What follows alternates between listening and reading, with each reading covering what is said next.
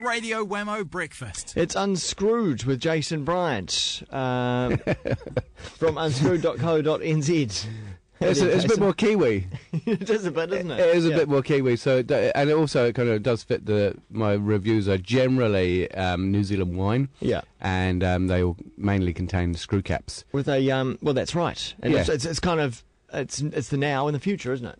Well, hopefully there's going to be a balance. Yeah. And so we still retain cork because we need cork environmentally, and there's this whole cork screw cap debate, and So there's a new URL, unscrewed.co.nz, yeah. and it's independent New Zealand wine reviews. Yeah. Still doing the videos up there, but also articles, news, reviews, and then if you notice on the header, if you scroll down, there's a little kind of screw cap, and out of the top of the screw cap comes a little kiwi.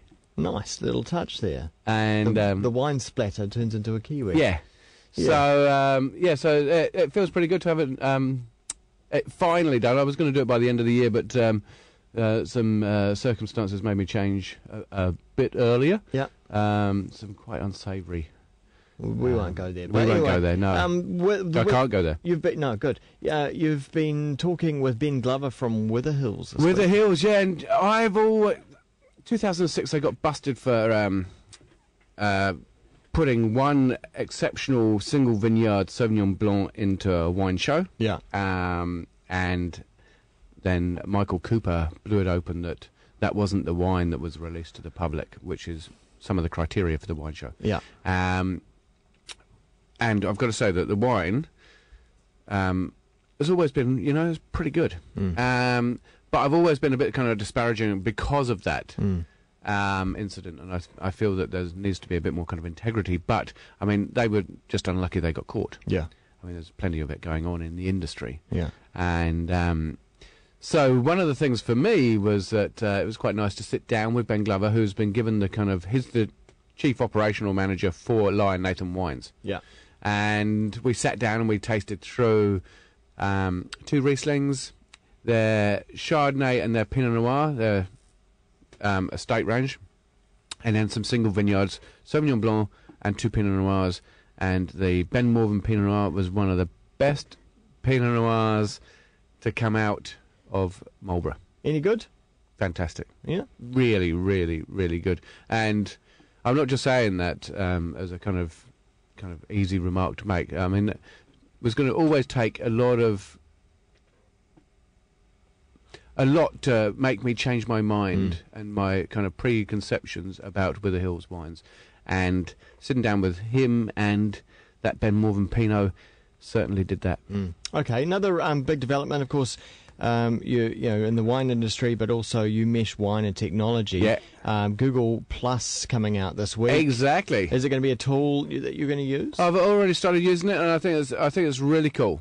I really like the user interface. Apparently, it's kind of like the guy from Apple that came across, I believe. To over to Google for the design aspects. Yeah. Okay. Yeah. And when you do actually play around with it, you can almost see it's got that kind of Apple feel to it. Yeah. The way that you drag and drop people into certain things. I didn't get to play with the video yesterday, but I did. Yeah. That was the main thing I really wanted to try out. So under Google Plus, you've got various little elements like circles and whatnot. One thing is called Hangouts. And it's so simple. You say, I want to start a video chat. Who do you want to invite to the video chat? Easy, drag and drop, and they get the invite. And so you sit there waiting for them, and bam, they just appear on the page. You're not using a separate program. It's all happening inside the browser. How many people can you have open? I've seen chats with at least sort of 10 people. Right, okay. And I'd never want to chat with 10 people, but this is a killer app. My other thing is, can I host a conference through it? Yeah, absolutely. Not that I necessarily see the other people, but they can see me.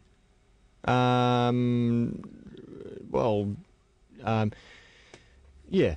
No, I mean, I suppose so, but why? I mean, you may as well see them as well. Well, no, say if I've got a wine tasting, an online wine tasting event, right, and I plug in my video camera to my computer, I plug into Huddle or whatever, what's it called? Hangout. and I hang in there, and I just want to stream to those guys, and so that they can then either chat verbally or type messages back to me. Yep, there is the chat functionality in there as well. Yeah. So it's more like a conference, but without seeing those, so that I can then answer the questions and everything as they roll up. Yeah. There's also the ability to show YouTube clips to everyone else through it as well. Well, that's pretty cool. You click on a YouTube button and select the YouTube clip you want to show. Bam, that comes up on everyone's screen. So this is going to be this is almost a Skype killer, potentially. It's a group video calling Skype killer. Absolutely. I think there's still a room for Skype with home telephones, mobile devices. Yeah, but surely that's coming to a mobile device near you. Probably, yeah. Probably, but at the moment, group video calling on Google is going to work. And there's a group text thing as well, isn't it? Yeah. I don't know if that's going to work in New Zealand. Yeah, maybe that's only American. Yeah. I've still yet to look at it. Anyway. Yes. Talking about screw caps, going back that way, because that Google thing could be really good because you can make a group called Wine, right? Yep. People interested in wine. And you just go in there and chat. Yeah.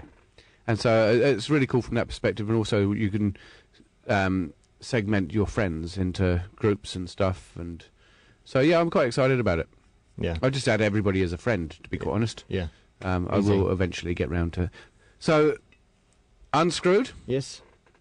And we are unhinged today because we're going, and I wanted to do a comparison from your normal Pinot Noir to this kind of Mount Lange Girron Pinot Noir from Australia, Victoria, Australia, to see whether you like, because I mean they've always got a bad rap for Pinot Noir that you tend to associate them with more with kind of big strapping, hulking either Shiraz or Cabernet Sauvignon.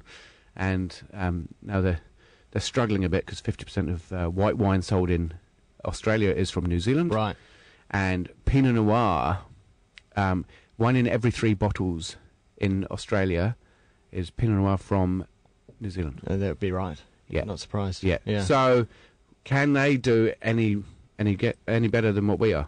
All right. And so let's give it a go. It's a tough game because at Pinot Noir you're expecting a kind of fairly temperate to cool climate.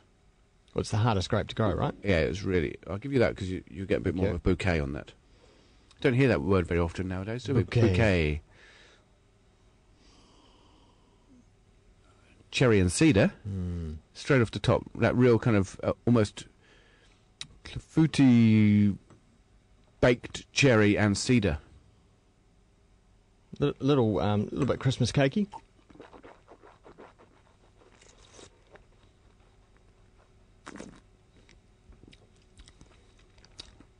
We've got blackberry. That blackberry, black plum.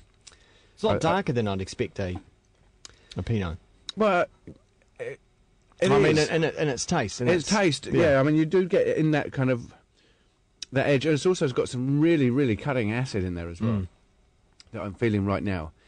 Not out of balance. It's in balance, and it's got some fine kind of graininess at the end as well. Fairly dry finish, but that primary fruit at the front is all about black. Yeah. All about autumn. Yeah, it is. Yeah. It's a winter Pinot. Yeah. Almost. Yeah, I mean, because Pinot you can put in the fridge in summer and chill it down to like 20 degrees and pull that out, unscrew it and pour it, and it's kind of nice and fragrant, and it's the proper room temperature. This, however, is kind of a bit more masculine, well suited to lamb. Wham bam, thank you ma'am. Winter Pinot. What price? That I can't tell you. Ah. I can't tell you what price. All right. Points then? 89. 89 points. Yeah. So, I mean, a really, really solid effort. For the Bradach Vineyard Pinot Noir 2008. Yeah. Thanks very much. Pleasure. Unscrewed.co.nz as we head